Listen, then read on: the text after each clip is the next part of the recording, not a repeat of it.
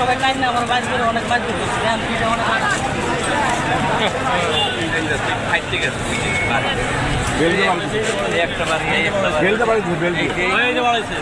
এখানে যেটা হয়েছে সেটা হলো এই আনসাররা এই 5 তারিখের দেশ নতুনভাবে স্বাধীনের পরে ফ্যাসিস্টের পতনের পরে এই যে ফ্যাসিস্টের দোসরেরা বিভিন্ন রূপে বিভিন্ন জায়গায় অস্থিতিশীল করার চেষ্টা করছে, তারই ধারাবাহিকতায় এই আনসার এই সচিবালয় ঘেরাও করছে।